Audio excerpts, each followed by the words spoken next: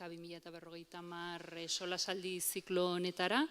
Aurtengoan egiten dugun hirugarrena, beste bi gai jorratu ditugu aurretik, bata zientziaren inguruan, hurrengoa bigarrena izan da erroparen inguruan, eta azkena horri ikusi dezakezue pantailan energiari buruz izango dugu abenduan.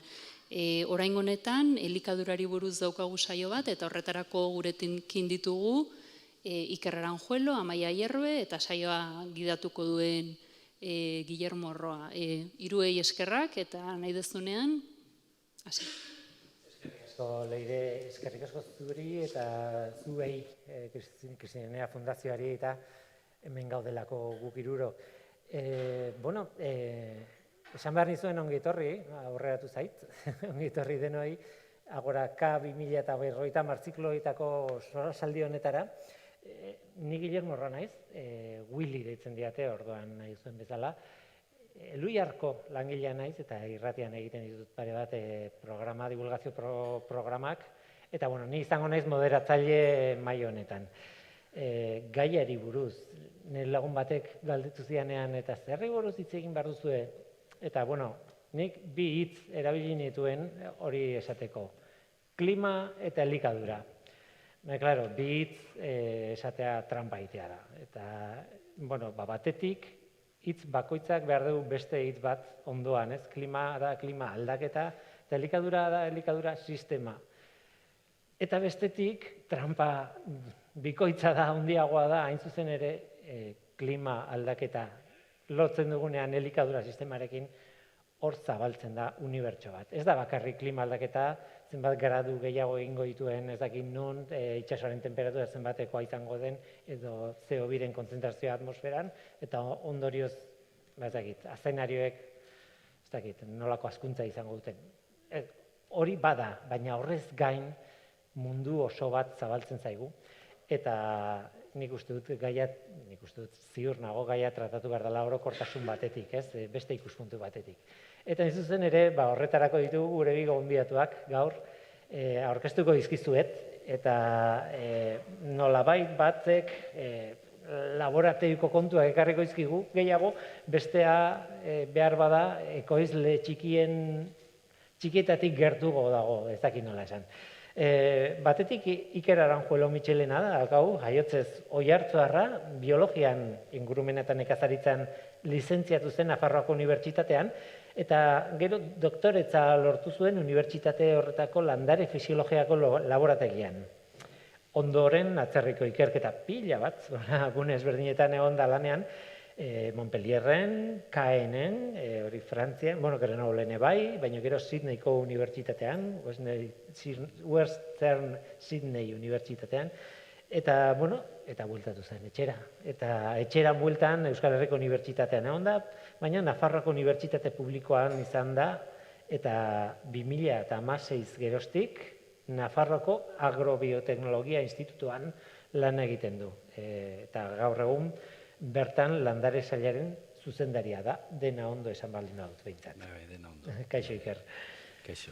Eta bestetik Amaia Hierbe zurutuza, ataundarra da eta nutrizionista, hori nola hitz bakarrean esateko, ohitura dugu, euskaldunok esateko, bi hitz, ez? Eta horrekin ematen du laburtzen dugula dena. Tira, bi hitz ez dira nahikoak. Bere esanetan, natura, osasuna eta elikadura balio garrantzitsuak ditu bizitzan, bai eta pasio bat dira ere, berarentzat. Elikadurak duen dimentsio anitzetatik, ongizate oso baterako elikadura eta bizi ohiturak hobetzeko prozesuetan bide laguntzaren parte izan da. Pertsona, familia eta komunikabideak bide lagundu eta hezteko aletxoa ezarriz. 1000 proiektutan egon da. Laburpena hori da. Elikadura osasuntsu eta iraunkorreko heziketa eta sentsibilizazio proiektu ezberdinetan dabil. Elikadura balioaren jarri eta elikaduraren atzean dagoen begirada zabaldu eta gure platerretik elikadura sistema eta mundu osasuntsu iraunkor justu eta bidezkoago bateako bideak ikustarazi eta hausnarketa bultzatu egiten du. Lagundu egiten digu hankak lurrean jartzen nolabait esateko, ez? Eta horregatik luzatu genion gonbidapena eta baiezkoa eman zigun eta pozik gaude horregatik, Amaia, kaixo ongi etorri. Eskerrik asko, Guillermo. Eta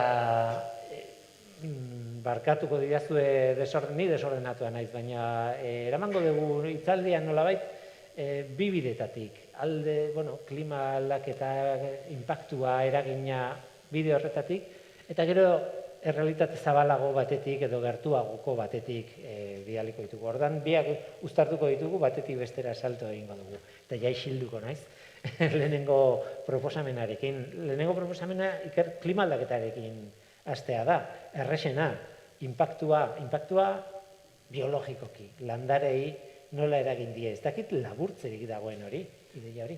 Zoritxarrez, pasadun udara hau eta beroño hau nahiko adierazgarriak dira ez, eta labur biltzen ditu izan ditzazkegun edo dauzkagun arazoak eta izan ditzazkegunak. Hori, azkenean landareak ere bizidunak dira, horren inguru giroak dauka oso eragin handia. Eta aurten ikusi dugu bezala hemen eta Nafarroan ere temperatura igotzen bada, urgabeziak egingo du ekoizpena jestea. Ekoizpena jestiko da landare jarri gehienetan. Adibidez hemen Nafarroan gariaren kontua ustut ekoitzi dela 130 gutxiago. Olibondoak ere ustut eman dutela 150 gutxiago. Eta hori pentsatu behar dugu, bai garia dela sekano, hau da, urik ez zailun botatze landare bat. Olibondoaren normalki ohituta dago ur gutxirekin, eta naiz eta zentzu horretan landare egokituak izan, pairatu dute udara gogor bat eta ondorioz ekoitzi dute gutxigo. Orain ari dira maaztietan biltzen ere eta dirudi ere ekoizpena jaitsiko dela. Osea, landareak azkenean sufritzen du. Ez dauka mugitzeko gaitasunik, ezin du bilatu ur gehiago, badauzka sustraiak, bino bere mugak ditu.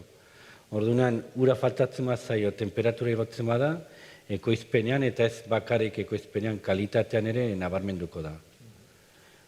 Esan izan da batzuetan, mahatzetan edo zenbait mahatzetan behintzat, usta txikiagoa izateak kalidade hobetu dula, eta nik ez dakit gauza horiek egia dien, ez dakit nola neurtzen diren ere, baina egia baldin bada ere, mahatzen kasua ez da beste landareetan berdina ez.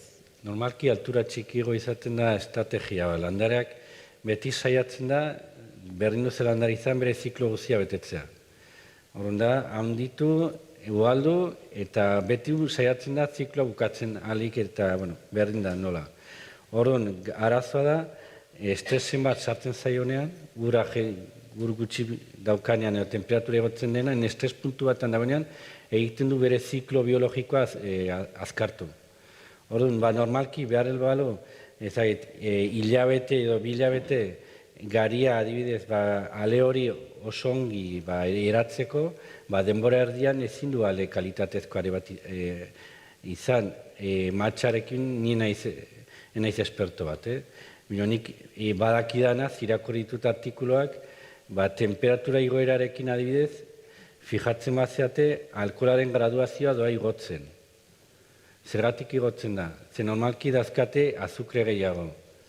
Hori izan daiteke, agian zuk esaten zuen tamainoaren kontuagatik. Landarek egiten du, dauzkan errekursoak bideratzen ditu, azkenean beretzat matxa zer da, haziak zabaltzeko estrategia bat.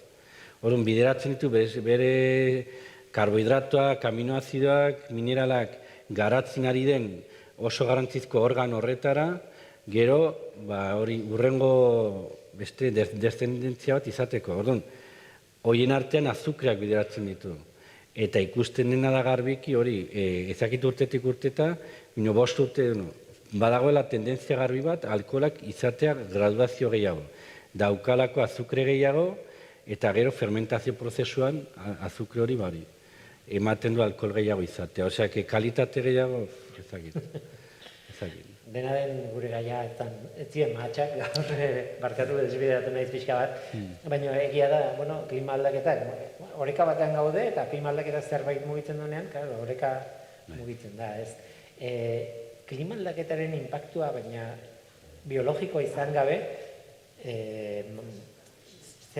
gizakiongan ere eragiten digu eta beste nola baiteko ikuspuntu bat behar dugu klima aldaketaren inpaktua hori neurtzeko, aztertzeko, ez da, Amaia? Bai, ikerketa, gure ongizat eta gure osasuna guztiz lotuta dare, bai klimari eta bai faktore meteorologikoi. Orduan ikerketak eta indien azterketa behintze bai aurre ikusten du, klima aldaketak bai ekarri behar ditula, temperatura igotze orokor bat ekarri behar dula, temperatura bortitzak muturrekoak bai beroak eta bai hotzekoak aldi gehiagotan emango diala, bai izango lea uholde moduan, bero uholdak, ikusten hasianak ez da azkeneko udatan eta geroz eta bero gehiago, bai egongo diela sute gehiago gertatzen aidan bezala, eta itsasoaren nibela igo, eta horrek noski bai aurre ikusten da, eduki behar ditula alde batetik gure osasunean zuzeneko efektu batzu, baina gero bai ikerrek komentatu donetik eta zeharkako efektu batzuk ere baiala. Bai ikusten da, azkenen temperatura igoera horrekin, bai hilkortasun tasa behintzat handituko dala orokorrean. Gehien bat, egoera zaurgarrinen bizien bai populazio eta bai egizabanakotan ala. Hortik ere, bai aurre ikusten da, birikatako eta zirkulazio sistemari lotutako gaixotasunen arriskua ere handituko dala. Horrekin batea esan detena ez da, populazio zaurgarrik dienak ere, asko sufrituko duela, ez da, orduan, horreka hoi. Beste alde batetik, zeharkakok ere badaude ala, lotuta daude nahi natur elementui. Eta asko da gaude, adibidez, airearen kutsadurari lotutakoak ez da, airean partikula eta kutsadura gehiago eta bai aurri ikusten da, eta horrek bai ikusten da, birikatakin asma eta arnas aparatuko gaixotasunak larriagotuko diela. Baita ere ikusten da, kontaminazio horrek, airearen kontaminazio horrek, bai ekarriko ditula, hilkortasun tasa gehiago ekarriko ditula, ozono maila edo oxido nitroson igoerak, eragin bat euki behar dola gaixotasun bai birika eta bihotzekotan. Eta gero dare, ura eta elikadurak bitartez transmitutako gaixotasunak, bai uraren bitartez transmitituko dien gaixotasunak ugarituko dira, diarrea, kolera, baina gero ere badaude gaixotasunak, esan dezaun, guretzat, gure osasunantzak kaltegarri edien mikroorganismo bitxitoik, egoera hobea bilatu behar dutela, eta erresilienteagoak edo resistenteagoak ingo diela egoera honetan, eta horrek bere aurrisku maila gure infekziok harrapatzeko edo guri transmititzeko gaitasuna handituko da. Eta hori da. Eta gero bestetik baita ere, bektorek transmititutako gaixotasunak. Guain bektore asko kondizio egoki bilatzen ditu eta horti daude transmititu ditzaketen gaitzak ala, kesi dengea dala, kesi sukarroria dala. Eta gero ikerrekin lotura inez, badare beste faktore sozioekonomiko batzuk, edo bai alde batetik elikagaien produkzioa gutxituko dala bai aurre ikusten da, leku batzutan CO2 igoerakin landare batzun edo produkzio batzuk igoko dio, baina orokorren bai ikusten da, bereziki gure elikadura oso barietate gutxitan oinarritzen da, desgraziz, eta bat da garia, arroza eta artoa dira. Eta hori ikerreko beto esplikatuko du, baina bai ematen du, jetxi dala, beraien produktibitate maila, baina ez bakarri produktibitate maila baizik eta baita elementu mantenu gaiena ere bai, ez da. Eta horrek lotura egiten doia desnutrizio egoerakin ala. Eta desnutrizio egoerak baita eragiten du gero, gure gorputzek igual gaitasun gutxiago daukela hori eta infekziokin, ez da. Eta gero dago gure kondizio laboralak eta eragin behar digu maila askotan, ez da, eta bereziki zaurgarri dienan populazioetan, bai ziurgabetasun elikaduran bizi dien zonaldetan, baina gero baita adineko pertsona, ume, eta ikusten daun bezala eragin bat egon behar da. Planteatu genuenean gaia, Maiak esaten zuen hor saltxa asko dago. Gaia asko daude sartuta aldi biren, eta denak elkarri konektatuta hori da gertatzen dana, ez? Ezin dugu aldugu bati buruz hitz egin, baina bati buruz hitz egiten baldin baduzu zati handi bat, konexioak behintzat galtzen nahi zara, ez? Hori da kontua. Bai. Azkenen... Komentatu nahi nuze, aritu nahiz interneten begiratzen, eta duela urte bateko artikulu bat, egunkari estatu mailan, ezaguna den egunkari batean, inkesta bat egin zuten jendeari galdetuaz klima aldaketari buruz. Duela urte bete, eta esaten zuen 100% batek ez zuela gehiagi sinesten klima aldaketan. Eta erdiak uste zutela ez zela inbesterako izango. Hori duela urte bete. Agian gaur egiten badu enkuesta hori, zoritxarrez izango da ezberdina, ez? Gauza da hori, azkenean ez dugula erreakzionatzen zezen aurrean ikusten dugun arte. Eta ja oso evidentiak direnean eraginak, ez? Gaur daukagun temperatura bari bidez, ez oso... Gain hemen udara nahiko ona pasa duzu, bino ni Iruñerrian bizi naiz eta udara izan da nahiko alrebesa. Abuztuan egon du nintzen Hacienda azoka batean, Amaiurren, eta pena ematen zian, hor soro batzuk ikusita landarea bazka hilda. Urik etzolako. Amaiur, Elizondo, da leku euritxu bat. Hori da, azkenean ikusten ditugunean gauzak, agian erreparatzen gera arazoa dagoela, baina bestela ez gera hartzen. Tira, ikusten ari naiz, botatzen ari garen ideiak eta kontzeptuak eta planteamendua nahiko beltza dela, nahi iluna dela, nahiko... ez dakit nola esan, ez dakat hitzik. Baina dena den jarraitu behar da, kontrakoa ere planteatzen zenuelako, pixka bat esan duzu, ez?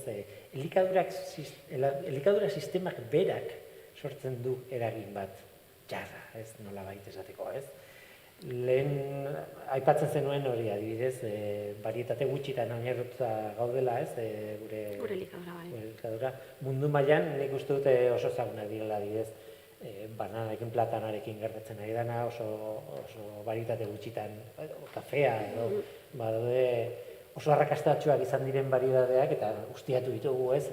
Behar bada muturreko adibideak dira, bi horiek, baina, bada nolabait gertatzen ari zaigunaren isla bat, ez dakit zeini galdetu bietatik zeini, baina horri buruz ere bakizu. Bai. Ni bai esango nuke, aldaketa klimatiko nahia badaola eta hori ja bai aurre ikusten da 2040 urteko temperatura batzuk 1,5-tik gora hori gainditu egingo deula. Orduan hor, baia gelditzen zaigu adaptazioak hortara egokitzeko sistemak pixkat bilatzea eta positibotik planteatuta ez da zatirik badaukagu.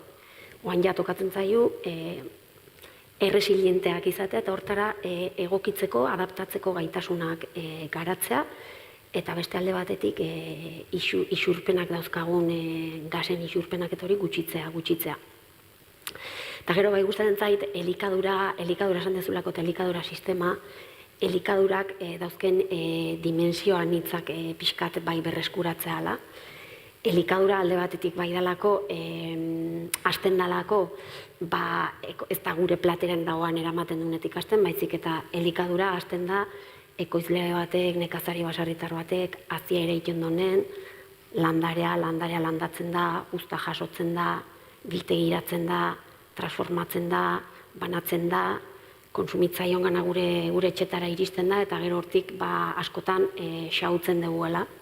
Kate hori dana da, baina horrek emate oso kate zuzena bezala dela, eta gu hor konsumitzaileak kate begi bat gehazta, baina oso sistema komplexua da, eta emate oso lineala dela, baina horrek dimensio gehiago badauzke ez da.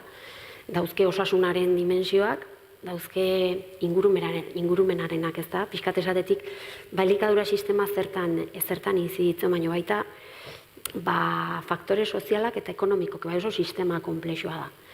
Bai da egie, gaur egungo elikadura sistema pixka bat bai ikusi dula, bai oinarritu dela, geroz eta gizarte populatu edo mundu populatu gautei ekoitzi beharrazten eta dedikatu gara hortan hobetu dugu asko ekoiztea dedikatu geha, ekoizpena igo da, baina hor alde batetik ekoizpen horrek bai sortu ditu ingurumen kalte batzuk ala, dedikatu gehalako ekoizpena intentsiboki egitea, eta horrek ingurumen arazo batzuk ere sortu ditu ala.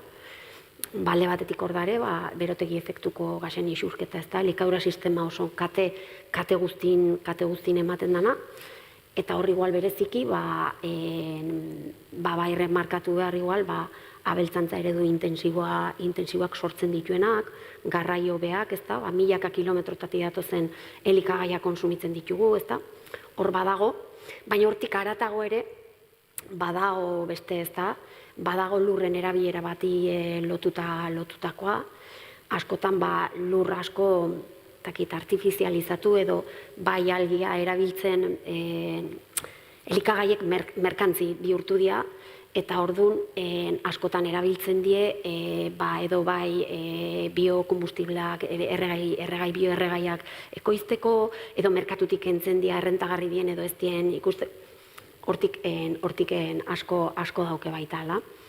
Orduan, alde batetik dago, lurralde asko erabiltzen dira, terreno asko, elikagaientzako egokiak direnak, beste funtzio batzuk eman zaiela. Eredu intensibotan oinarritutako elikadura sistema bat daukago gaur egunen, eta horrek egiten du, lurra bea xurgatzea, puskatzea, pobretzea ere badakarki. Eta gure elikadura sistemare asko dator, kanpotik datozen, soja eta horrek ekarri du, Ertamerikatan ere, gaur ikusi eta justu irakurri dut berrian zetorren artikulu bat Amazonian deforestazioarekin lotuta ez da.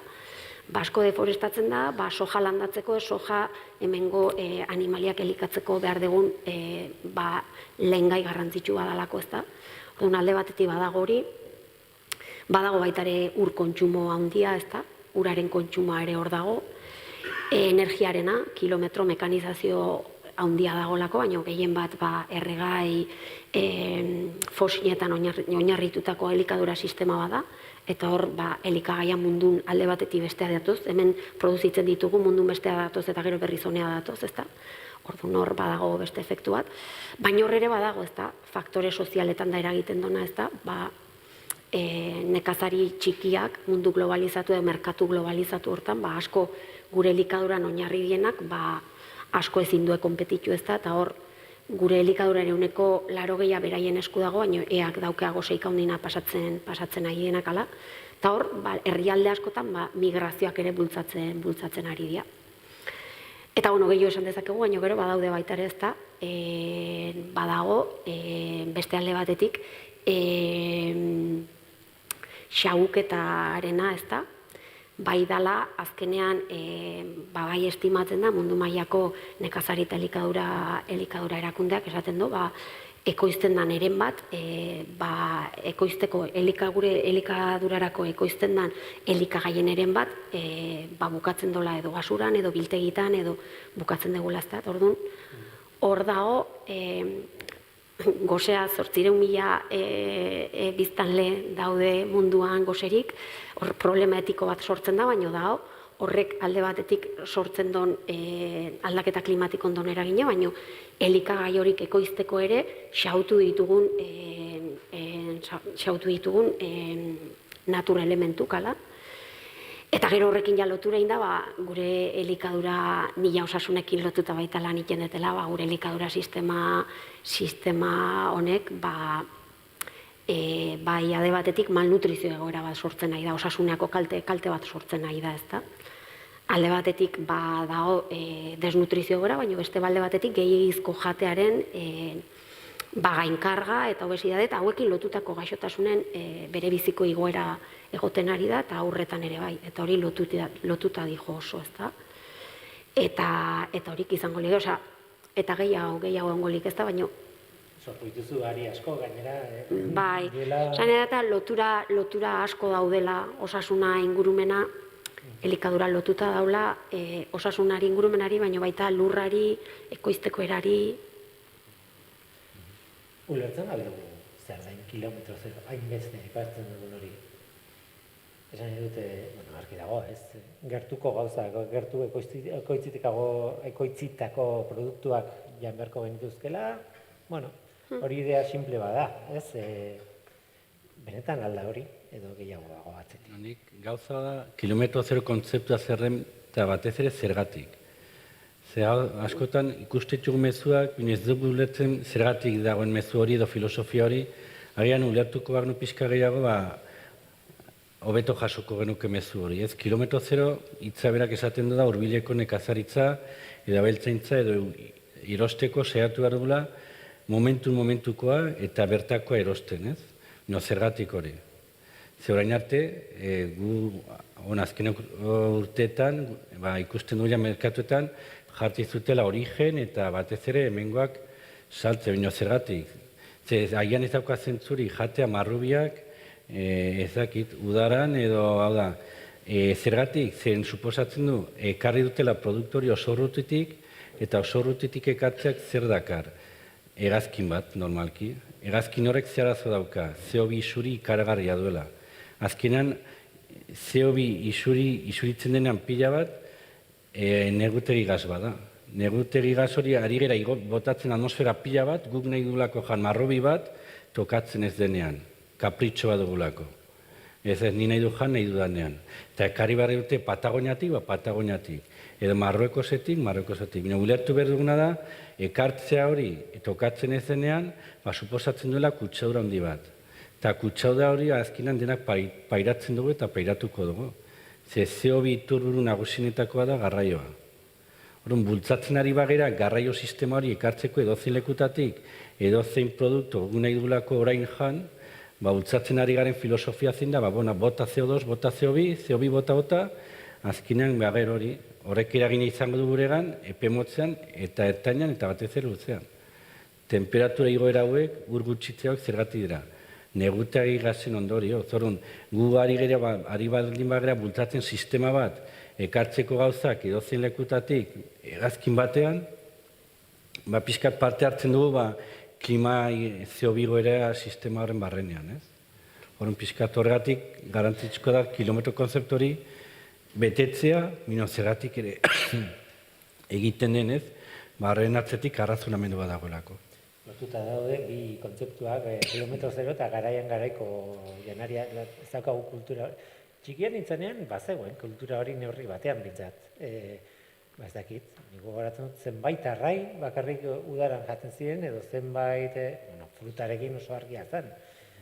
Eta galdu, eta hor sartzen da beste gai handi bat, eta da, gure elikatzeko ohitura, ez da bakarrik nahi dudala orain jan marrubi bat, orain edo udan jan marrubi bat, baita ere da modu orokorrago batean nola zein diren gure ohiturak ze gauden dispuesto sakrifikatzeko eta zerrez, ez nola bait, ez? Bai, garbi ikusten da, elikadura sisteman da hortan gure elikadura eta konsumo ohiturak arazon parte diela. Orokorren, banakonak eta gizartenak arazon parte dela, baina izan daitezkela eta bai ikusi da eta ikerketak ala diote, soluzioaren parte ere badiela, ezta? Eta hori bai hasten da, gure elikadura patroiak aldatzetik, eta bat da eta xauketa gutxitzetik. Ez da hor ikusten da, bi aldaketa klabe izan deizkenak bi horik diela. Eta hortik dator,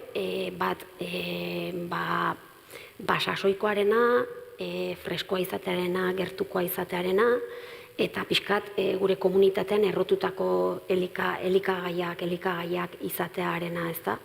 Zergatik, beak esplikatu du kilometro gutxiago, garaiko produktuk die errekurtso natural gutxina behar dituenak, gure ingurunea hobeto adaptauta darenak, gutxi esatek esan nahi du, ingurune horta egokituta, ingurumen hortan daun eskaria hobeto egokitutako produkziok diela askotan ez da kanpoti datozen erabakiak gertugo hartzen dira eta horrek egiten du erabaki horietan hori hobeto orekatzea eta hortik xauketare gutxigo izatea. Nik hemen ekoiztutakoa balin bada, seguramente kontserbatzeko ere produktu kimiko kontserbante gutxiago bota behar izan du diot. seguramente, segun nun erosten deten eta bertan tokin erosi balin badet, igual ez datorra inbeste plastikoz kajatan bilduta, ez da, igual aukera gehiago dauket bertati berta erosteko. Sasoikoa eta garaikoa eta tokikoa danak, bai ikusi da, eta bereziki hori, elikagaia, era ekologikoan ekoitzita izan balin bada, baia ikerketa dauden un ikusten dan mantenugai gehiago, gozogo diela eta mantenugai gehiago dauzkala. Eta momentun hartu dielako, momentun egun gutxitan hartutako sagar badalako nahi ematena izatena ekoizleoiala, eta horrekin ere laguntzen nahi naizelako bertako ekonomiala, eta beste dimensioetan hori ere bada gure osasuna ingurumena, baino gero dago bertako ekonomia eta landa eremuari laguntzen nahi naizena dena, ez da. Eta hori da lehenengotako lako pausotxo bat. Bai, kilometro zeroarenak gertutasuna, baino beti ere gertutasuna, beste kontzeptu horik ere balion jarrita, ez da, dimensioetan. Gustatuko litzaidake bueltatzea pixka bat klima aldaketaren ikuspuntura eta fokalizatzea hemen. Klima aldaketaren eragina hemen zein da.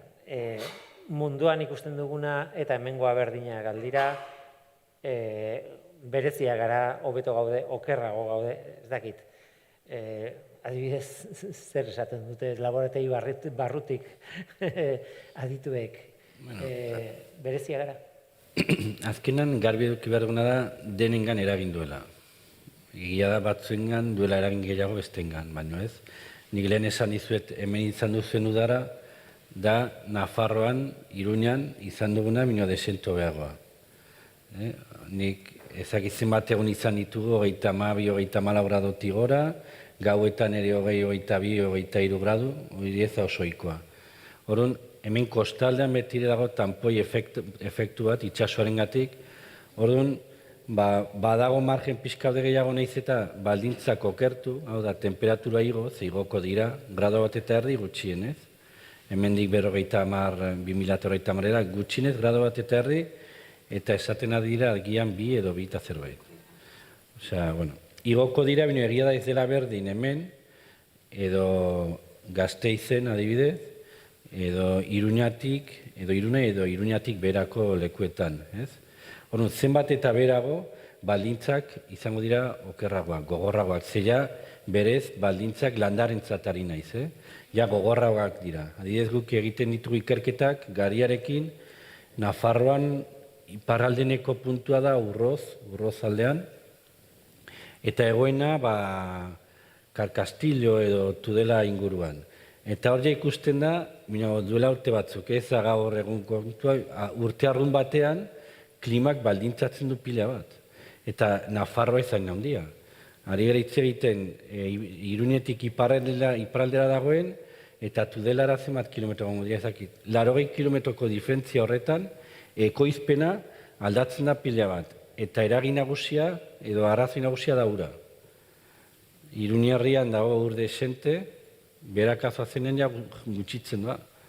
Sekanoko sistematan ari naiz. Orduan ja, gehitzen badiogu 2 gradu sistemari gutxitzen badiogu ura, adibidez, badaude modelo klimatikoak, nik ezagutzen ditut gehiago Nafarroakoak. Esaten duten adibidez, Iruñaren kasuan etortze zait burura. Esaten dute 2050an Iruñan izango dugula gaur egun Extremaduran daukagun klimantzekoa. 2050 ez hainbeste. Orduan, esaten du txosten horrek ere, gaur egun normalki hori 32-34 gradutik gorako egunak, Iruñan, udaran, izaten dira 12. Txosten horren arabera, pasako dira 2050an izatera 22 edo 24. Oske hori asko da. Eta guk pairatuko dugu, bino landarek ere bai. Landare igotzen badiozu, segun eta ze lekutan dauden, gradu bat, ekoizpena gutxitu daiteke gradu batekin 130. 2 gradu zenbat? Ezakit 60, bino agian 40 bai. Eta nekazari batentzat hori da desastre. Orduan, pairatuko du, bai, bino horregatik ari gara ikertzen, badaude azietako enpresak nekazariak, baina ari dira lan egiten, etorkizuneko landare horretan.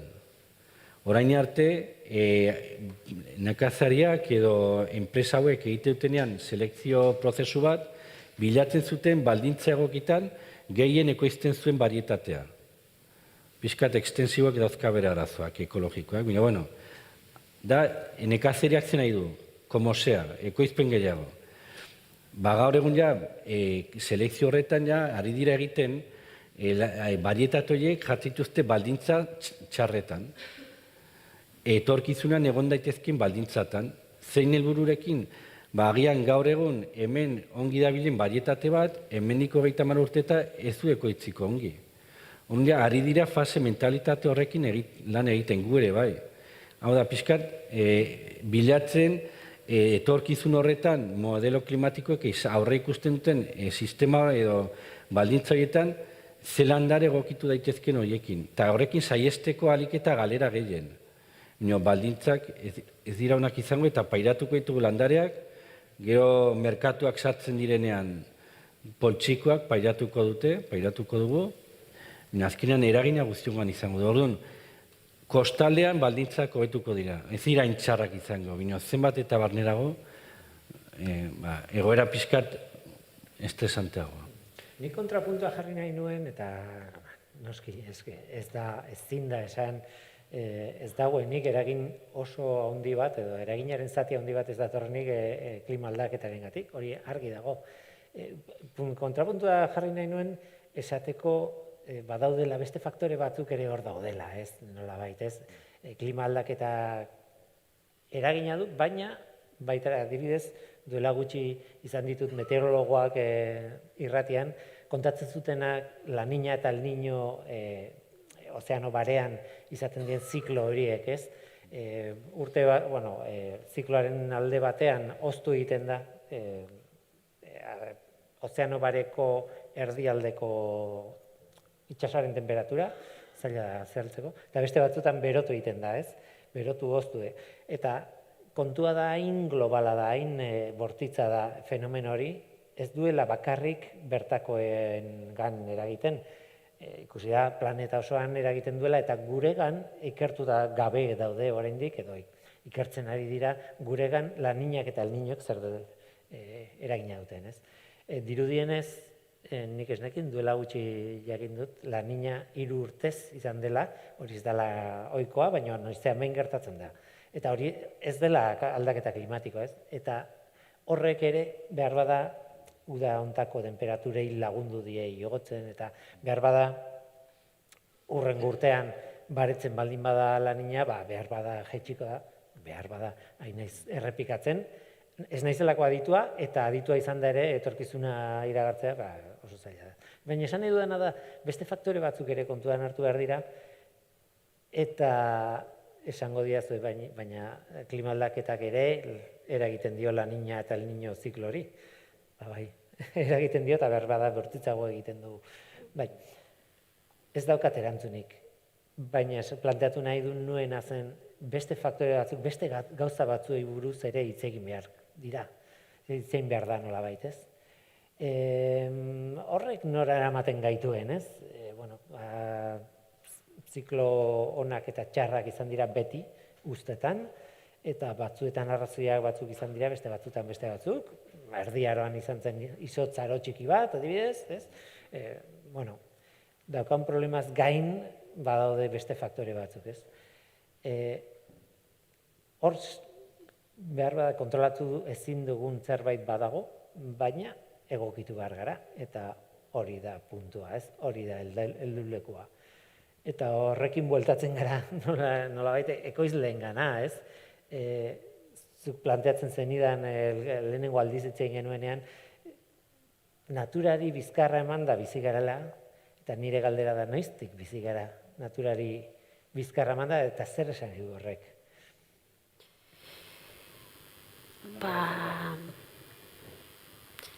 Ni bai da kontzeptu bat asko gustatzen zatena, dala gaur egunen iruditzen zaiola piramideotan daula natura eta gu gaudela.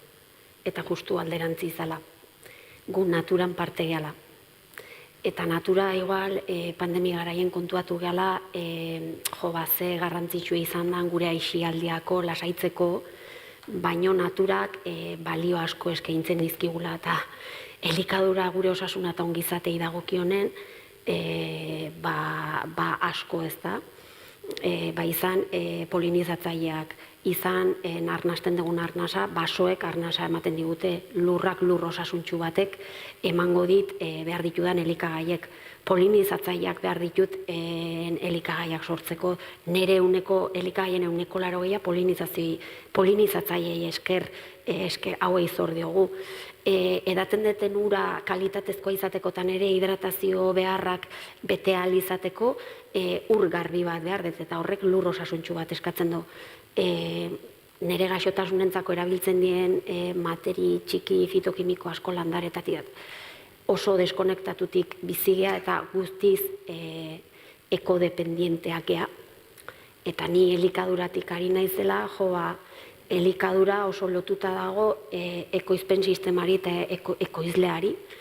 Eta ekoizpen horrek bai izan behar du, justu natura balioestu eta lur hori errespetatu eta lur hori ongarrituko duen sistema bat. Eta nik ere nire elikadura ohituratatik ere jun behar naiz hori. Orduan geha, kontzeptu hori asko gustatzen ekodependienteak gehala. Eta ezinbeste behar dugu, eta gero geha interdependienteak. Elkar saretzeak behar ditugu, elkar laguntza behar degulako gure bizi guztien zehar, ezta? Baina bai, nik badauke sensazioa, nik lan ikenteten esparrutan da oso deskonektauta bizikala eta ez gela jabetzen askotan naturak ze balio ematen dizkigun, baita eta asko gure ongizate eta gure elikadura behi dauta. Agian arazoetako bada hemen lehen munduan ez daukagula mugarik. Zerbait nahi badugu begiratzen dugu inguruan, ez badugu ekartzen dugu behar dugu lekutik. Baina jakin behar dugu, eta pentsanera eta egunkari eta erratetan eratetzen da, noizbeinka, elurrak dauzkan errekursoak urte batetarako gastatzen ditugu iraila aldeko edo urri aldeko. Horren beste gainutzeko hilabete horietan, bizigera urrengo urteko baliabideen kontura. Eta ja badaude lanak esanez, 2050erako jarraitzen badugu sistema konsumista honetan, beharko ditugula 2 planeta eta erdi. Arazo da gian gu baldin bagoaz, 3. munduko herrialde batetara beharrak ikustituzte gehiago hemen, ze behar du naranja bat. Ez dago hemen, juten naiz Marruekosea. Bestela Turkia ezakit, bina berdintzai, dirua daukat eta oraintzen dut eta kitxo. Bina ez gera hartzen azkenean, planeta ez makina bat. Osea, gu baliatzen gira dituen ontasunaz, bina mugatua da. Guk nahi konsumitu nahi duguna eta nahi dugunean eta pentsatu gabe alden edo ez. Nahi dugu eta punto. Bino hori bere mugak badauzka, orduan, agian bagu pasatzen ari bagera tokatzen zaigunetik, segurazki da beste batik entzen diogulako. Gutxinez tokatzen zaigunetik.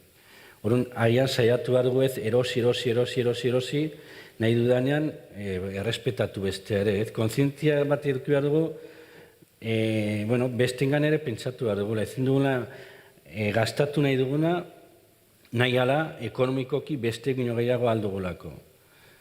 Zer gu jarriko gaina beste horren lekuan, eta etorriko balitz beste bat gu bino diru gehiagorekin, zagardo guztian niretzat.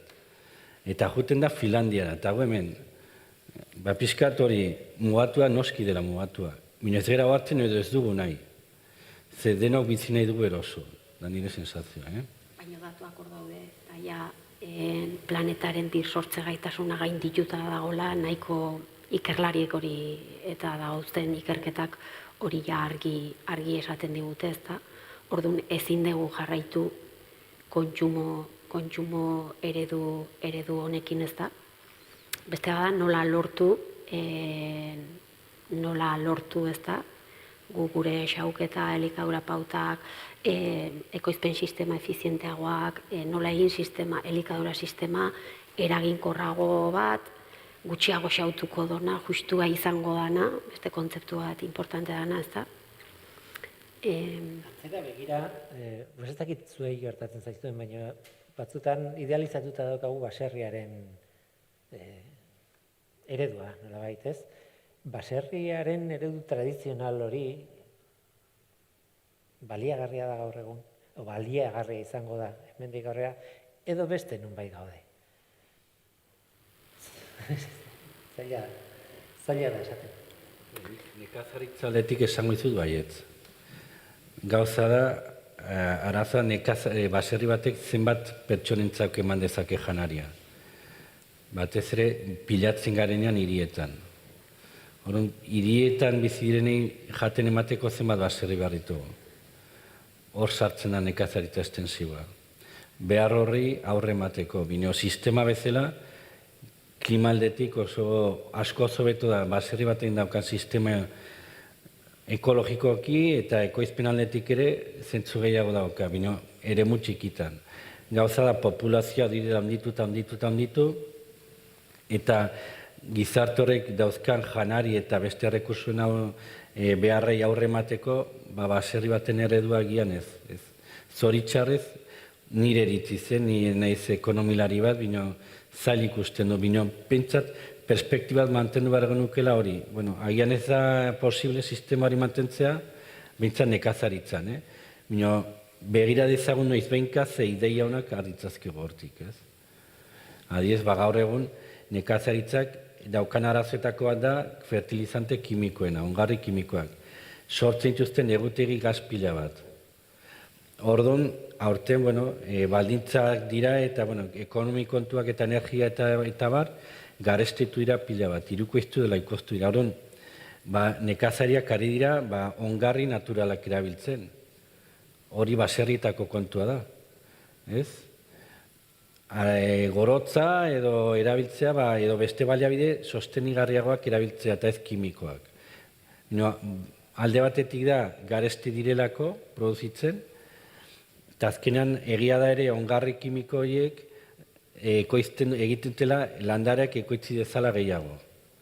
Hau da, baserri batean erabiltzitzek sistema natural horretan ekoizpena azkenean ezain handia. Kimikoak beti dauka landare bat handiagoa. Eta nekazariak azkenean bere balantza ekonomika egiteko bilatzen du produkzioa. Albo kaltea da sistema horretan kutsatzen duzula gehiago. Baina, egia da, Europatik eta gobernu etatik ere ja bultzatzen ari direla produkzio sistema sostenigarria bat. Orduan, kimikoak gutxitu eta ongarriak organikoak gehitu. Piskat horretan txedabiltza, hori, behintzat negutegi gasoien isuria jeisteko pixka bat, ez? Nik uste dut, eta mundu mailako erakunde askok ere esaten dutela, bai izan behar dela nekazaritza eredu bat, natura mantenduko duena, lurraren osasun hori mantenduko duena, dibertsifikatua izango dana, eta pixka bat eredu agroekologikoa ez danantzako soluzio bezala, baina bai adierazten dela nekazaritza eredu posible bat bezala, ez da? Pixka bat, bai ingurumena, nekazaria, baserri txiki baino bizegarriak, ekoizteko edo nekazaritza familiarra bultzatuko duena, bertako paridadetan oinarrituta, bertako kulturari errotuta. Orduan, horri bai izan liteke sistema bat lehen igual egiten zana, ez da? Eta guain igual, sistemak intensifikatu die gehiago produzitzeko, baina agian, igual produzitzen dana igual ez da hainbeste izan behar, baina igual diversifikatu behar dugu, eta horri balio erantsia handiagoa eman nola tokiko elikadura sistemak errotuz, ez da? Ni baliman naiz abeltzaina, pentsua erosten balin badiot, Argentinatik ekarri partez, Arabako ekoizle bati nik horrekin nire abereak elikatuko ditut. Nik abere horitatik ateatzen dut, nire abereak basoa zaintzen dute, nire abereen aurretik larrea dago, basoa dago, edo hori zaintzen dut, ezta? Eta gero, nik nire inguruko ekoizle horrek gu elikatzeko ardura garrantzitsua hori dauka, ezta? Balio baten, netzat onargarria izango dan prezio baten, eta behantzat ere prezio duin bat edo justua izango dan baten, ez da. Oaingo elikadura sisteman asko produzitu arren, etekin asko elikadura sistemako hori kontrolatzen dutenen esku ekoizletik, ekoizten donetik bitartekari guzti hortan galtzen da eta konsumitzaileari garesti ordaintzen du eta ekoizleak ezin du bizi iraun, zekatik lan pilo bat inbardu ingurumena suntsitzen nahi da eta produkzio asko inbardu gaina sistema horretan eta gaina 0, piko ordaintzen nahi zaio kiloa eta ni balen hau melokotoiena jarri deuna eta ni merkatuan 5 eurotan ari naiz ordaintzen ala, etekin guztiak bidean galtzen dira eta nola inbar dugu gure gizarte, gure lurralde bereziki gaina Euskal Herri Gipuzkoan gure elikaduran 80% kanpotik dator. Gustuz, importatu egiten dugu nola sortu, bertako natura, lurra, baliabide naturalak zainduz gu elikatuko gaitun baserritarrak ekoizleak behar ditugu. Eta horretarako, hori nahi elikatuko gaituen ere osasuna zainduko dute, baina nik ere prezio duin baten ordaindu behartzaile, bizitza duin bat eramateko eta baino behar ditugu ekoizleak eta gaur egunen ez daukagu, daudenak oso gutxi batzuk enduta, batzuk ez dira egoera beste leku batzutan lan egiten deunakin konparatuta igual ez da egoera ona beraiena, errelebo gazteak gutxi daude, adin maila handia da eta ez dago erreleborik, nola egin behar dugu, esaten nahi balin bagea tokiko elikadura sistemak sortu behar ditugula, jasangarriak eta osasuntsuak, horrere badago zer egin ez da behar ditugu ekoizleak, eta ekoizle horiek ze eredutan hasi behar di ez da, hori nahiko garbi dago, bai izan bardola gure ere txiki hontan Gipuzkoan aldapa eta malda daun lekutan, intensifikazio handik natura, osasuna eta dana mantenduko hori mantentzeko eskala txikikoak izan behar diela, diversifikatuak eta etekina igual izan behar duna, balio erantzi hortan egin behar dutenak eta zuzeneko salmentan oinarritutakoak, ez da? Arazoa pixkateren nekazariekin hitz egiten. Zen beraiek esaten diate lehen, beren gurasoak hektarea gutxi batzukin ekoizte zuten nahikoa bizializateko. Orain familia bat bizializateko behar ditu ezakizen bat hektarea. Zeren errindimendua ordaintzen zaiena gutxitu da, orduan margen hori izateko adina bizializateko, hektarea 2 edo 4 izatetik behar dituzte 200. Eta horrek bultzatzen ditu ekstensiora. Eta ekstensiboak ditu gauza honak, baina gauza txarrak. Orduan pixkat arazoa da hori. Lehen agian baserri sistema horretan edo Nafarroan lautadatan bizizitzezken errezago nekazariak orain ez. Bultzatzen du sistemak hori ekoiztera pila bat. Ni deitu zidan atentzio asko Japonen lanean aritu nintzen eta joan nintzen lehen nabiziko supermerkatura eta sagarrak ze ongi hemengo prezioan. Eta harrituta ez. Eta gero esan nion ondokoari hitz egiten berarekin eta ez zen prezio hori sagar batentzat. Ia hemen ordaintzen duguna kilo batentzat, han sagar batentzat, zerbait gutxiago zen. Aldea zein da, han bataz besteko soldata izan zidaten hemengoarekin alderatuta da, 3 edo 4 aldiz gehiago. Orduan, azkenean, zu baldin badituzu zure soldata edo zure etxean sartzen diren sarrera, baldin badira 1.500 euro, eta junbaroa zu supermerkatura ze esne erosiko duzu. Euro bat balio duena edo 40 zentimo. Agian da, aukera hori egitera behartuta zaude. Zer zuren ekonomiak ahalbidetzen izu gauza bat edo beste egitea. Edo ogia zenbat ordainen nahi duzu. 50 zentimo, 2 euro, agian izango da zure diru sarreren arabera. Aukerak eta horrek suposatzen du atzetik eragin bat izango dugula nekazaritzan eta klima. Ulertzekoa da ere, zure ekonomia baldin bada dena egiten duzu alduzuna. Pero nahi Japonen esaten zatenan, beraik nahi dutena da nekazaria izatea bizitza duin bat. Eta nik hemen nekazariekin hitz egitean batzuk daude horrela. Behiak hiltzen ez dietelako ematen zenbakiak.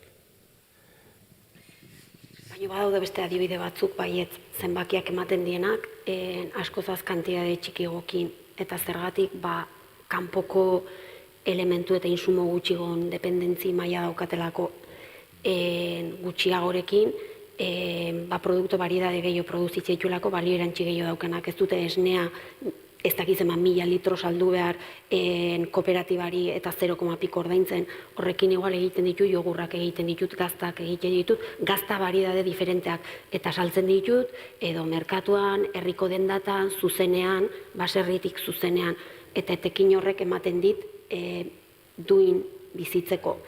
Eta gaur egunen, eta pandemia eta krisi global eta energetiko eta ekonomiko guzti hontan, hori nabaria gelditu da prezio batzu konbentzionalekoak asko igo egin dira, zati patata ekoizteko fertilizanteek eta asko erregai fosiletan oinarrituta daude, eta prezia hirukoiztu egin da. Orduan, ez dakizen bat hektarea dauzkan patatazale bati, kostuak intzaizkio hirukoiztu. Eta bestetan bai, kostuak igo egin dira, zatik badago hor, baino ez da inbesteko aldea izan ala. Eta hor, konsumitzaileak ez da dana gure motxila, nik ez dana kontsumitzaile motxilak, baino bai izan da gaitezke eredu batzu bultzatzeko, gure inguruneko eredu batzu bultzatzeko traktore garrantzitsua.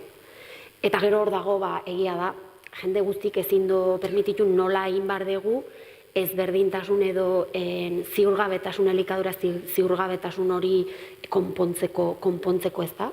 Ezin duenari, baina eske guaingo sistema, ezin donari, bereziki horiri, aizaie ukatzen elikadura osasuntsu bat, eta elikadura ez dezaunaztu bizi behar bada, baina eskubide bada.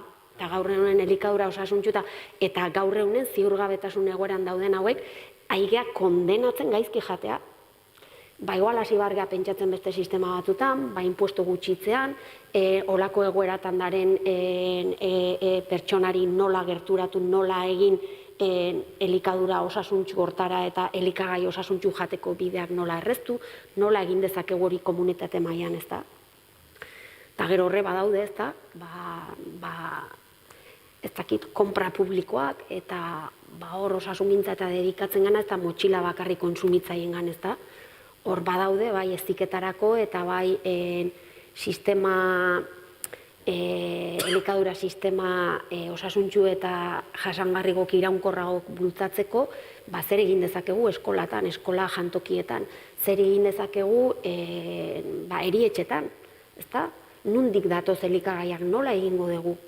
Hasi gaitezke pentsatzen igual, impuestok jarri osasungarrik ez dien elikagaia eta guain euro baten azpitik daren ez dakizar litxarreriri eta bagoazen impuestok kentzea osasungarrik dien, ez da? Produktori, barazkiri, tokiko, barazki eta frutai, ez da? Ez da bakarrik konsumitzaiek traktorekea, gizartek eta kate guzti hortan dana zer egin behar dugun pixkat. Ni gustatuko litzaiake zabaltzea galdera txanda ere, zuek ere integratzea elkarrizketa honetan, ez dakit dakazuen zerbait komentatzeko, galdetzeko edo proposatzeko, iruditzen zaitea denboraz, desente luzatu garela, nola ez, baina esan nahi duten baduzue mikro bat nahi duenak galderak edo ekarpenak edo egiteko. Ez dakit norbait animatzen den. Nik dena den esan diete bi gonbidatuei, Amaiak, telefonoz itzegin genuenean, Amaiak esaldi borobil bat bota zidan, bere diskursoan, honetaz hitz egin dezakegu, eta honetaz ez, eta halako batean esan zuen, ez da goiz. Ez dakit esaldia zuk hobeto esango duzun, baina... Nik ala pentsatzet ez da goiz, baina... Baina ez da berandu. Ideia hori zen, ez? Bai. Esan dute, ere mezu alarmista, katastrofista bat botatzea, bere alde hona dokan, baina ez da bakarrik hori, ez? Bai. Badaude irtenbideak edo, Bai, tokatzen zaigu lehen esan detena, bai adaptatzea, eta bai badauzkagun gaur egunen dauzkagunen gas isuria gutxitzea bi erronka horik badauzkagu, eta 2050 behi da badauzkagun beste klimatikoak ez dien beste presio batzuk ere badaude hor, ezta? Geroz eta populazio gehiago izan bar gehala estimatzen da, 10.000 milioi biztanletara inguratuko gehala, horrek ekarri bardon eskaria eta energia eta protein, horrek ere bai esaten du, zer egin dezakeu guk guretik, ni konsumitzaile bezala, herri gisa, komunitate gisa, pausoak eman ditzakeu. Eta nik elikadura gaieteta ikatzen naizela, bai indezakeu traktore lana, bai indezaket nire elikadura pauta aldatu, tokiko, garaiko, elikagai aldala ekologikoak lehen etxiz, granelean erosiz, tokikoari erosiz, lehenek balio eman da elikadurari, planifikatuz, xauketa gutxituz, eta ekoizpen eredu batzuk bultzatuz, eta hor pausoak eman ditzakeula, eta aldaketa txiki askok aldaketa handi bultzatu daizkela bai pentsatzen dut. Nirena da batez ere galderak planteatzea, baina planteatuko dizuet zuei galdera. Hasieran bi hauei esan behar nien, esan nien, galdera ingo dizuet, baina aldiz zuen gana joko, optimista galtzarete, baikorra galtzarete. Norbaitek, ez ezko asko, ez? Eskerrik asko. Ez dakite optimistak izan behar geran edo ez, hori ez dakit. Bakoitzaren asuntua da. Baina ikerrentzat galdera bat, eta ez bada berandu ondiko izbaldin bada, momentu baten esan duzu, Iruñean, itxura hartzen ari dula, itxura bat nola da, Extremadura antza, ez da? Bueno, orduan, zuek egiten dituzuen ikerketa horietan, egongo zarete pensatzen, Extremaduran zer egiten dute, zer ekoizten dute. Osea, goiz baldin bada, hasi aldatzen gauzak, ez da? Orduan, esaten dut Extremadura, o Tarragona, edo Marruekos, edo ez dakit, ez da? Zuek gaur egun, zuen gomendioak, eta berdin balio du Gipuzkoako nekazarientzat ere, zerbait aldatu beharko dute. Bai, eta adirera. Aurten ikusi ditugun zeleiak ikusita, ardiei belarra emateko ez dago, ez da? Orduan, zuen gomendioak zein dira. Eta ez da asunto bat optimista edo pesimista, baizik aldaketaren barruan, eta nola oraindik goizdan, behar bada, nora goaz, zer proposatzen duzu? Behitzen dugu perspektiba bi aldetik. Batetik, nekazariekin egin dezakegun lana eta egiten duguna da, beste aldetik ere lan egiten dugu horregatik gaurko saioak guretzat oso garrantzitsua dira. Klima aldatzen ari da, temperatura igotzen ari da, ura gutxitzen ari da, negutegi gasak igotzen direlako. Badakizu zein den negutegi gas horien iturburu nagusia? Ze azkenean horrek baldintzatzen du klima. Energia. Askotan, mediotan atera izan da abeltzaintza, nekazaritza, arazo iturburu bat bezala. Negutegi gas horien 10% bakarrik da ardura nekazaritzarena, eta abeltzaintzarena. Beste gehien bat da energia. Orduan, energiak gure bizi estiloak sortzen du negutegi gazpila bat. Orduan, alde batetik lan egin behar dugu nekazariekin, mino estetiken ere kontzientziatu bat dugu jende, agian gure bizi ereduak elektrizitate erabilera pentsatu behar dugula pixka bat. Internet ibiltzen dugunean ez dugu pentsatzen internet odei hori mantentzeak zenbat CO2 isuri eragiten duen. Artxibo bat gesteak, web horri batean sartzeak. Denak horrek CO2 markagailuan goraka da. Orduan, guk gure neurrian gauza txikiak egin ditzazkegu. Piskat CO2 edo negutegi gas hori igoera alik eta gutxien izateko. Zergatik, azkenean ondorio bat izango du guregan eta nekazariengan. Orduan, beste aldetik nekazariekin zer egiten dugu guk eta beste ikerlariek edo enpresak. Egiten duguna, beraiekin lan egin, etorkizuneko landare horiek zeintzuk izan behar duten azaltzen. Baldintza horietarako ze ezaugarri izan behar dituzten. Analisi fisiologikoak, molekularrak, agrofisiologikoak, pixkat perspektiba askotatik, esanez, etorkizuneko landare horiek zeintzuk edo ze ezaugarri izan behar duten. Horiekin gurutzamenduak egiten dituztenean ekoizleak, bilatzeko baldintza horietara, etorkizuneko baldintza horietara, ze landarek ekoiztu dezaken antzeko, bagian 130 ongarri gutxiagorekin, edo buru gutxiagorekin, edo temperatura gehiagorekin, zein moldatzen den gehiagoren, eman pixkat, lanabesak aukeratzeko etorkizuneko landare horiek. Gero ze gauza gehiagotan. Gaur egun ja, nekazaritza digitala ere nahiko sartuta dago nekazariengan. Laguntzen diegu garatzen, imagin, droiak agian beste historia da, satelite bitartez, ezagutzen landareak nola dauden. Satelite bitartezko iduriekin jakin dezakegu, zonalde batean arazoak daudela. Orduan, nekazaria joan daiteke eta ura bota horra. Hau da, teknologikoki ere laguntzen ari gera. Beraiek ja ikusten dutena da, eta, alde batetik, Europatik horrela gintzen dutelako, pakak, Europatik datozen diru laguntzak ja badauzkate, marka edo puntu garrantzitsu batzuk kontutan eduki barituztenak dirua jasotzeko. Horietan, bultzatzen da nekazaritza ekologikoago bat, sostenigarriago bat, eta horretan ere laguntzen diogu. Piskat ere, beraiek ere garatzeko kudeaketa sistema bat, CO2 emisioak gutxitzen dituenak eta aurre erabilera hobetzen duenak. Europatik eta hemendik daude diru laguntza asko horretan zentratuta. Piskat nekazariari emateko pautak edo laguntzak bere produkzio sistema hori sostinegarriago izateko ekologikoki bine ekonomikoki ere. Azkenean ez duaztu behar soro bat beraintzat dela bere iturburua. Orduan, ezin dezakeguna da inposatu sistema bat esanez, ez erabili hau, erabili 150 euro gutxiago, azkenean ez badu ekoizten nahiko, ez? Azkenean utziko du eta akabo. Orduan, horretan ere laguntzen dugu pixka bat.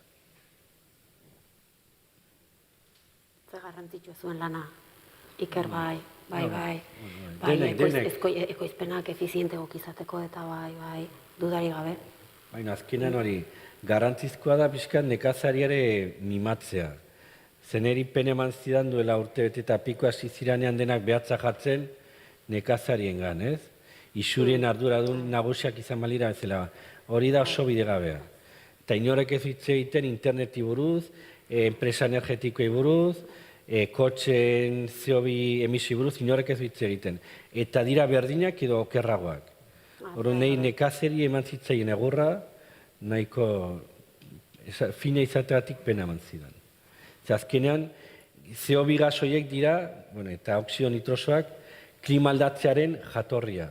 Niogu eta ni parte hartzen dut kutsadura horretan ere, ez bakarrik nekazaria.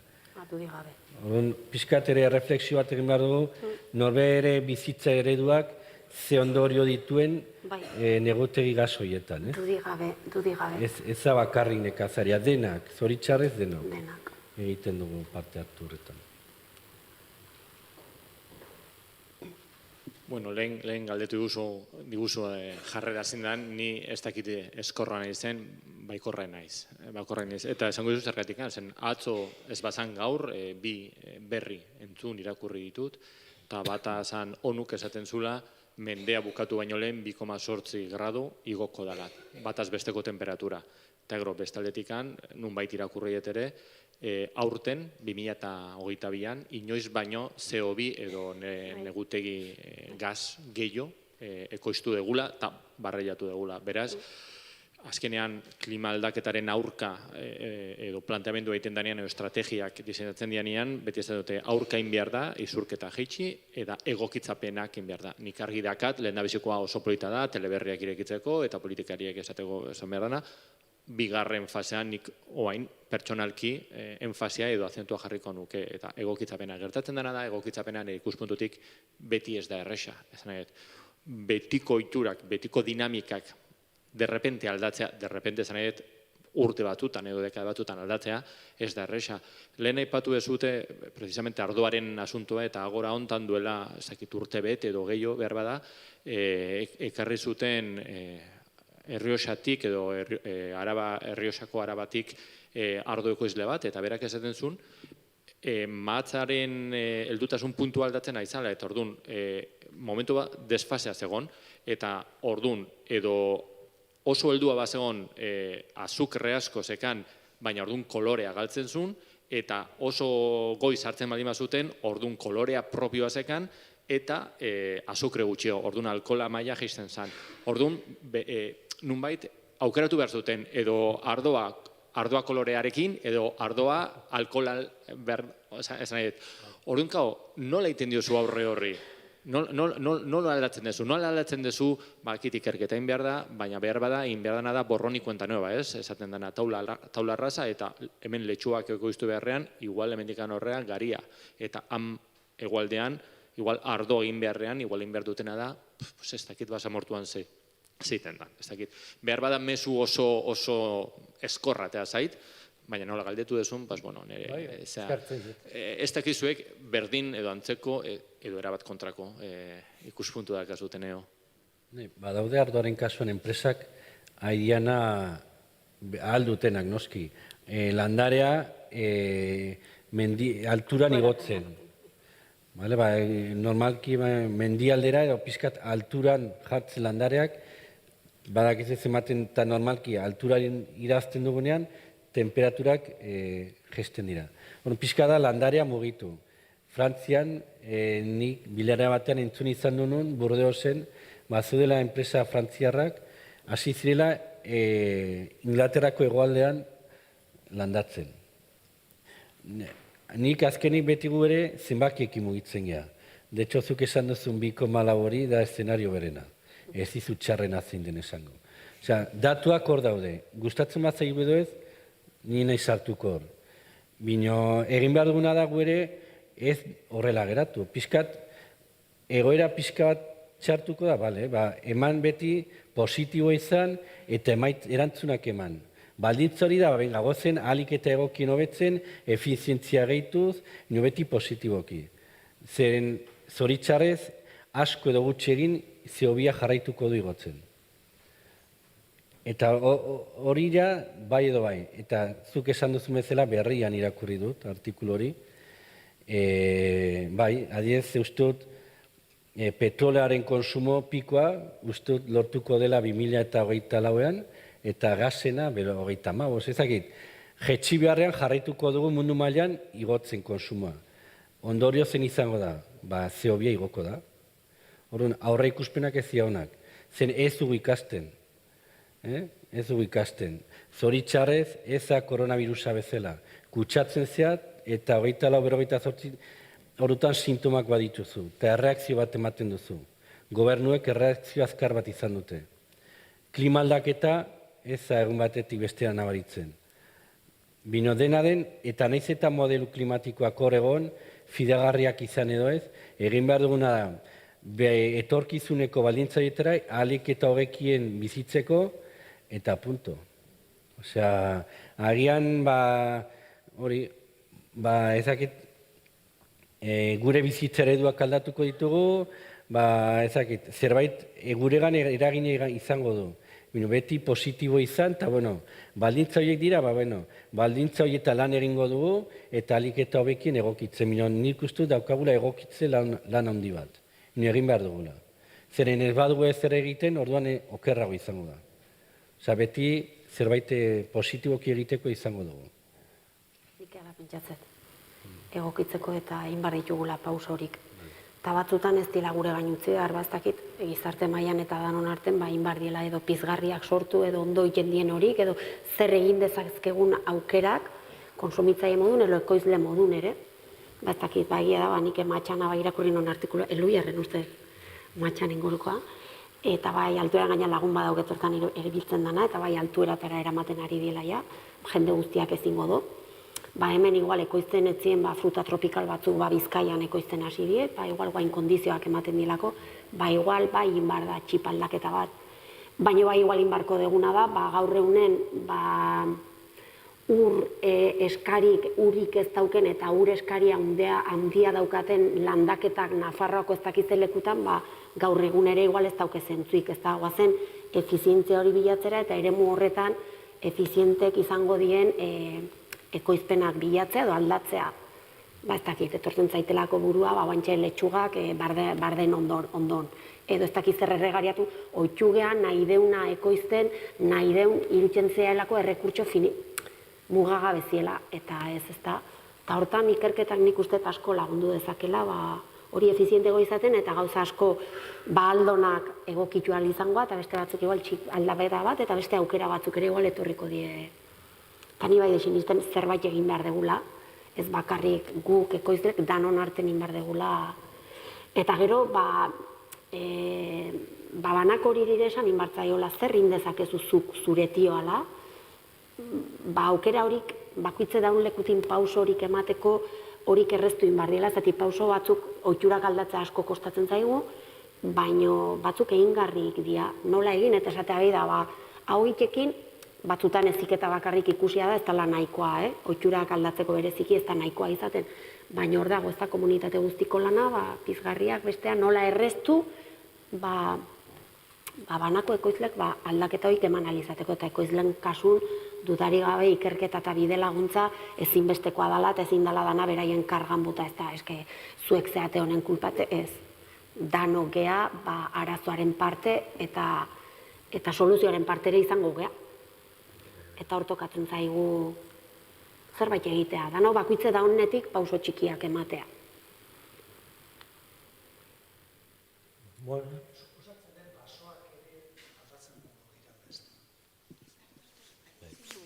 Mahastiak eta komentatu ditu, baina basoak ere aldatu beharko dira, ez da? Basoa ze ulertzen zu, zenik pinudi bat ikusten dudanean, ikusten ditut tomate erraldoiak. Hau da, baratzo bat, pinudi bat, netzako da sistema artifizial bat ekoizteko, bueno, hori da nire gauza. Bai, landareak dira, eta azkenean klima zailtzen duan einean, izango dira espezie batzuk egokituko direnak gehiago, besteak desagertuko dira leku horietatik. Pirinioetan ere adiez, ikusten ari dira dagoela dibertsitate aldaketa bat. Zen Pirinioetan ere temperaturak aldatzen ari dira, orduan baldintza hotzetan biziren barietateak, espezieak, ari dira goraka joaten eta betik desagertzen. Zergatik desagertzen dira betik, zeren baldintzak ez dira proposak beraientzat, hortukundoaz goraka. Zuaitzekin ere, bagian, seguru eragin bat izango duela. Osea, klima atlantikoko zuaitzak agian hori, klima aldaketa izain gogorra izango eta ikusiko dugu.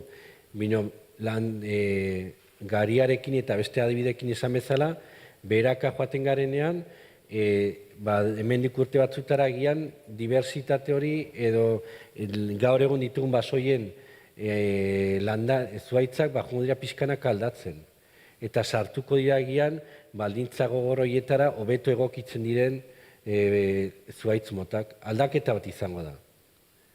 Zuaitzak egongo dira, bino algian hori, ez dugu ikusiko aritz bat, esageratuaz, modelo horiek egia baldin badira, Iruñan agian aritz bat ez dugu ikusiko. Extremadurako baldintzatan, guk ezagutzen dugun aritza ez da bizitzen.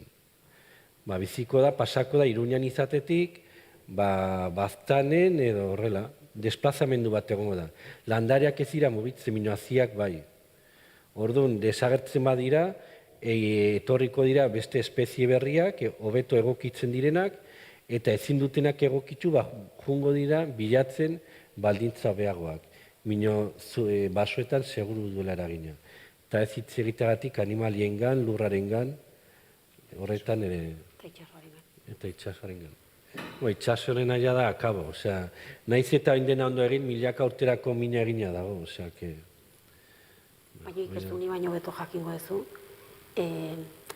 isuriak eta karbonoa xurgatze, CO2 xurgatze horretan basoak ere funtzio garrantzitsu bat betetzen du, ezta, eta reforestazioa eta justu landaketak eta basoak sortzeak, bai da beste estrategitako bat ematen du, ezta? Bai, eta oso garrantzitsua da, binonik hor ikusten dio pixkat, eske gure lana da kritikoa izatea. Hor ikusten dioan hori egin behar dugu, bino nahi pixkat ikusten dioan iragarkiak telebistan. Bai, landatuko ditugu ezakitzen zuaitz, gure CO2 emisio balantzenetoa zero izateko. Oso ondo, eta sute bat etortzen da eta kabo. Horrela da. Osea, ezin duguna da dena, arazo irtenbide guztia izatea zuaitzak.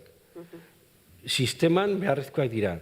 Ez dezagun jarri zuaitza bakarrik, Ze Nafarroan, udar honetan izan ditugun sutekin, pasatzen bazeate Lizarrara edo Puente la Reina, Gares inguruietatik, pena ematen du, autobidetik, osea, pasatzen bazeate da, pena ematen du nola dagoen hilda dena, sutekin.